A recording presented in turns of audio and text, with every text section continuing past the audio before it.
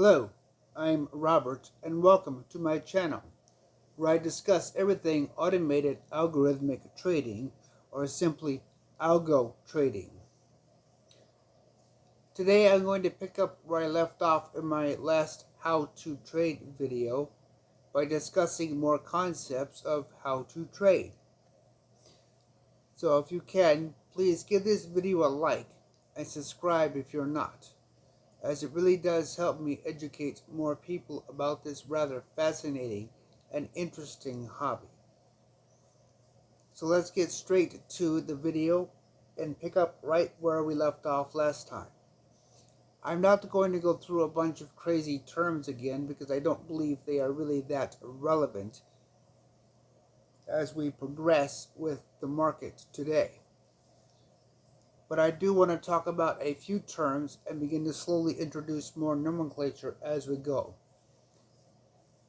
And looking at the screen, we can see the market from today and subsequent days past.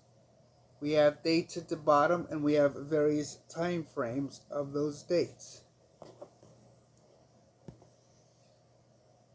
So here we have our dates where each candle, each red or green bar represents one day, as that is the time frame we are on.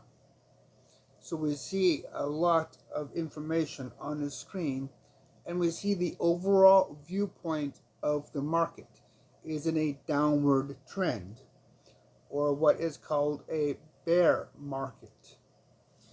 Now, a bear market and a bull market actually has historical references going back to the 18th century. So let's go through that in terms of why they're called what they are. A bear market was aptly named because of the way bears attack their prey. That is a downward motion or a downward swipe. So it became synonymous with symbolizing a downward market, like what we see on the screen. A bull market is associated with the charging of the bull, always wanting to push prices up, or expecting the bull to run frantically upwards. It is interesting that these terms stuck and they held on as long as they have. But nonetheless, something that you will hear in everyday talk regards to how the market is actually working. And if we go back, we can see, for example, here the market is bullish because we start low on the left hand side and we end high on the right hand side. Now, a bullish or a bearish market doesn't have a definitive time frame. We can be in one or the other for what it really is an unpredictable amount of time. And in doing that, when we enter the market, that is, when we open a position, as you see I have several open on the side here, we have to decide on the direction of our position. And the market calls that long or short. Now, realistically, a long position is when you expect the market to go upwards, or you're buying into the asset. A short position is when you expect the market to go downwards, or in essence, you are selling the bear skin before you caught one, is where the term actually came from. So you're planning your trade, you're going to sell it, but you don't actually own it yet. That's kind of a strange philosophy, but that's how the market really words it. Because when you short a position, you're actually borrowing the position that you're going to short, which is why you pay a margin fee. So let's start looking at different contexts of our trading. and we're going to go down to the 1 minute time frame. And we see here I have a lot of trades that I've placed at various places. Now this is my live account, so I can demonstrate how trades look. But you should be using your demo account. And by now, you should have been practicing taking a large amount of trades completely randomly. It doesn't matter if you win or lose at this point, because it's a demo account. The idea behind this is that you get used to how the screen looks. You get used to what happens in the market. And you begin to see and recognize patterns developing. That is what this stage is about. You want to familiarize yourself with the way one asset works. You want to familiarize yourself with a bullish run and a bearish run. And finally, a sideways run, where the price just kind of stays in one area. So while you are just simply placing trades and thinking about what drove you to that trade, the first thing you can do in your trading to help you get better is to create a trader's journal. That's kind of like a diary, except that it only involves the trades you take. It doesn't matter what you put in it, as long as you put down enough information so that 6 months or a year from now, you know why you took that trade. The goal behind a trader's journal is to help you develop and recognize over time how you are progressing within your trading. If you see certain patterns over and over that produce winning trades, or you see certain patterns over and over that produce losing trades, that learning process will help you develop as a trader. Now with applications like Evernote or WordPad or Microsoft Office or a wide variety of other things, you can take screenshots of the chart when you enter a trade as a way of recording what you are doing. By doing this, you are actually taking a picture of what the market looked like when you got into the trade. And that will help you see 6 months from now what you were doing and help explain visually what you were thinking for the process of your trade. So it is important that you do start a trader's journal and you do actually think about why you get into the trade. Because that means as you trade, as you develop your skills, as you continue to watch the market, you will have information that will help you make better choices in the future. As you try different techniques and you look at how those techniques begin to form within the market structures themselves, you will find which ones work best for your personal situation. Trading is as unique and individual as you are. There is no wrong or right way to trade as long as you are not losing money. If you're making money, that's all that matters. Whether it's 1 penny or $1, it doesn't matter. You're making money. 90% of people in the market are losing money. And one of the biggest things you are going to realize as you continue to practice is that trading is an art form as much as it is a science. Sometimes the market doesn't always make sense. Sometimes it makes perfect sense. There's no way of knowing because it is literally absolute chaos. Even as I am talking, describing the process to you, you can visually see that on the chart that we are looking at. Now, when you're looking for your entry points, look at each of the candles. Look at how they are shaped. How do they correlate to previous candles? Look for valleys. Look for peaks. Look for what looks like plateaus. These are what will help you learn and see patterns within the market. Now, there are 70 different patterns available, but you don't need to memorize them all. You will simply begin to see and develop as you continue to practice. That really is the most important process of learning how to trade. Practice with the demo account. Practice constantly. Anytime you want to try something new, always use the demo account first, not your real account. Never risk your real money for something if you don't know it's going to work. And that really is the biggest mistake that people do when they're trading, is they've made 5 or 6 winning trades, then they rush to jump into a live market and start putting astronomically large amounts of money into something they haven't thoroughly tested. Don't make that mistake. Trade, trade, trade.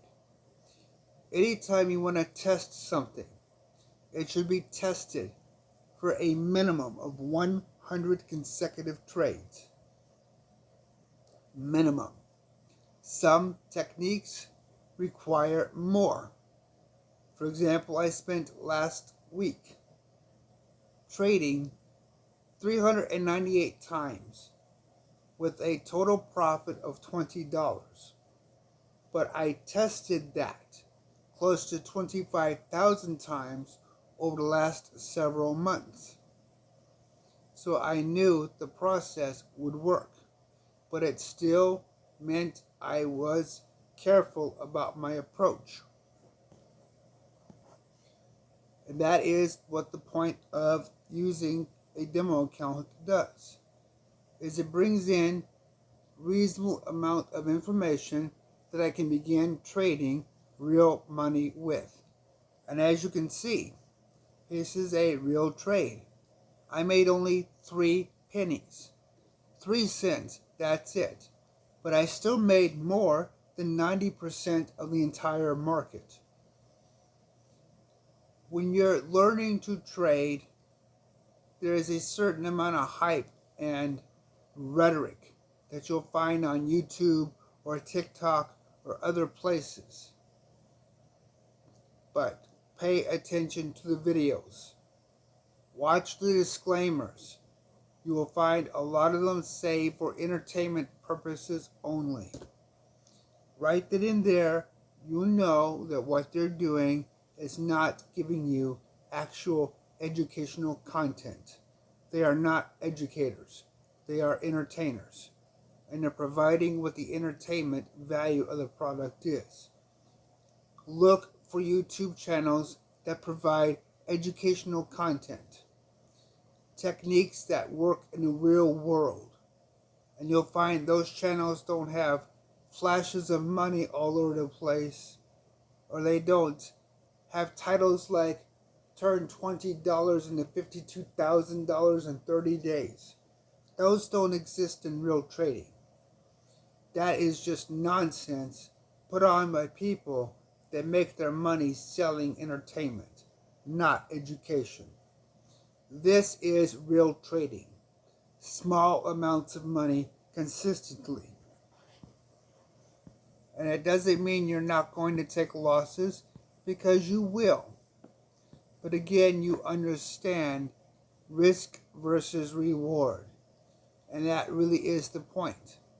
As you can see from my trades, they're not making a lot of money, but they're not risking a lot of money either. This is why you must start out trading as a hobby. And it may be a hobby for the rest of your life, that brings in a cup of coffee once in a while. There's nothing wrong with that. Hobbies are meant to be enjoyable. And if you're not enjoying what you're doing, you're in the wrong hobby. This hobby just has a way of being able to give you pennies back once in a while. But it doesn't mean you're not going to take losses, because you will take losses in this market. I have been trading on this account now for almost a year. And as you can see, I have real losses, real exposure. And that is the point. This is real money. My real money. But because of the practice I put in, because of the constant usage of my own trading account, of my own demo accounts, because of the mental state of seeing this as a hobby with its own expenses like any other hobby, I can sit here and not worry about this money that I've really lost. See, every hobby has its expenses. It doesn't matter if it's RC cars or pottery. You have an expectation that you're going to put so much money into that hobby for the enjoyment it gives you. Mindset and psychology are literally 90% of being a trader. And if you can't take the mindset of the hobby, of this hobby, then you shouldn't be in the market. That is a realistic, functional problem that a lot of people simply can't get past. So continue practicing in your demo account. Try different techniques. Try different styles. What happens when you buy at the bottom of the market? That is, what happens when you buy here but open a short position? How much money are you going to lose if you open up here? What happens if you continue to randomly trade? See, all these are questions that can be answered in terms of how you will take losses, how much your losses will be. But finding the answers on YouTube or on an internet search or in some financial paper, they're not the same as you just trying it, playing with it, experimenting, getting an understanding of how the process works. Nothing will teach you that except just practice. Nothing will give you the experience of trading but trading with your demo account. So let's take a look at this market, and we can see the minute market is a mess. And that's just it. It's chaos. And that chaos is the groundwork of different bits of information. For example, let's go to the 5-minute chart. And we see the 5-minute chart is in an uptrend. So if you're trading on the 5-minute chart, you're probably going to want long positions. But if you go to the 1-hour chart, the 1-hour chart looks like it's in a range. But if you go to the daily chart, the daily chart is currently in a downtrend. So each of these situations gives you the same information with a different point of view. And that is how you make your decisions. That is how you decide whether you want to go long or short. By looking at the chart, by looking at the range, by looking at where the market could potentially go, you can make informed decisions that can help you make money. Are you going to be right all the time? No, you're not. In fact, the only thing that is 100% guaranteed is that at some point, sooner or later, you're going to lose some money in trading. And you don't need to pay somebody $1,000 or $2,000 to get that lesson. Just open up a live account and place a trade. Chances are you're going to lose money. How much money depends upon how much you put in. The philosophy I practice is the philosophy of aggregation, meaning I don't put a lot of money into each position, so my risks are kept small. So instead of putting money, large amounts into one position, I might open up 200 or 300 positions over the course of time, each with small amounts. This is what's called risk mitigation, and it's the method I personally practice. It works for my trading style. Some people, though, they only want to trade on much longer time frames, so they'll look at the daily chart and decide to place only one trade at a certain value. I don't have the budget to do that, so my trades are on the 1-minute chart, which is more appropriate to what I have for a budget. One of the biggest misconceptions, one of the biggest outright lies of the market is how much money you can make with your budget. Realistically, whatever your budget is, you are only going to make 1% of that per year. That is the realistic expectation that most people say you should think about when you trade. Now, more often than not, a good trading technique will make more than that. But an honest assessment is that you should be able to make at least 1% of your total budget. So if you have a total budget of $1,000, you should be able to make $10 in profit for the year.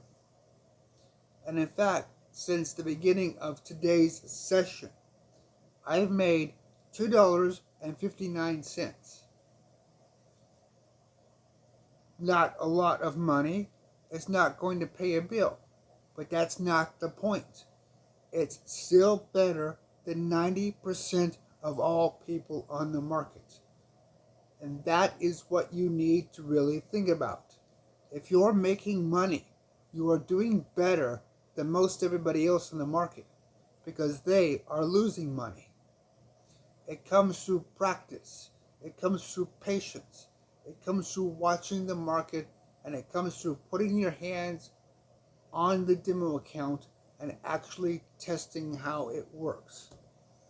In fact, the random purchases that you've been making over the last week or so, there is actually a philosophy built around that entire principle.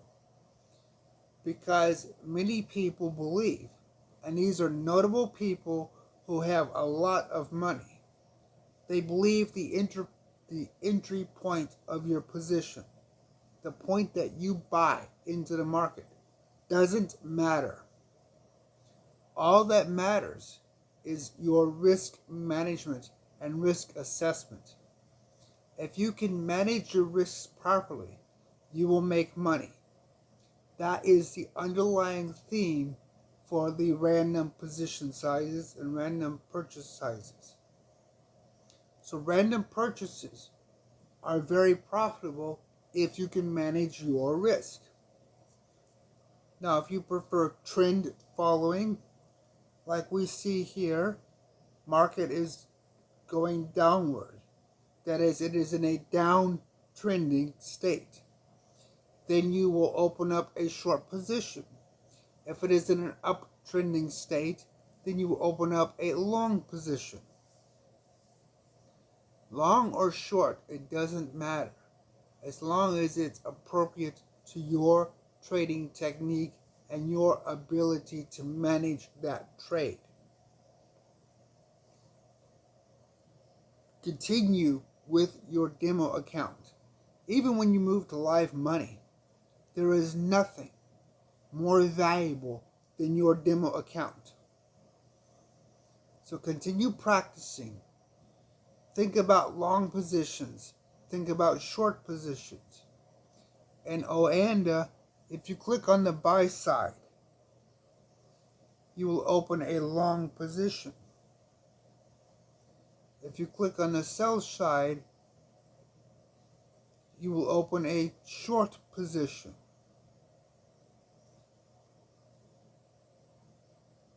So you want to be able to actually function within the market appropriate to your personal style. Think about what type of a person you are. Think about how much money you really have once you begin to really trade.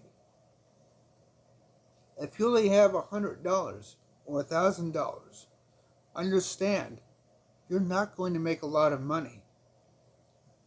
So it's going to be a hobby for a very long time. Even if you have $10,000, remember, only expect 1%.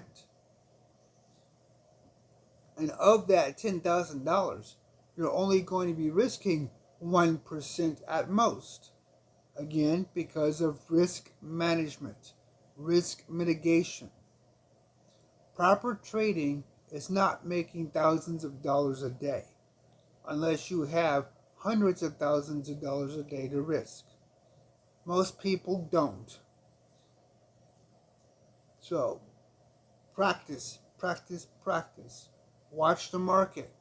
Watch the way the candles look. Keep a diary of your trades. Why did you get into that trade? What did you see in the chart that made you think about that trade in terms of possibly making money off of it? If you use Evernote, if you use Word, Office, whatever, take a snapshot of your screen. Stick it in the program, circle things, write notes on it. Keep your information as thorough as possible so that 6 months from now, a year from now, when you're looking back at it, you know what you were thinking. This is how you become a better trader. This is how you learn how to trade. If you have any questions, please leave a comment below. Let me know. Please give this video a thumbs up so that other people can learn how to trade and learn the fun behind trading. It really is entertaining to be able to watch how the markets move up and down. So like and subscribe if you're not already. Thank you for watching. And until next time.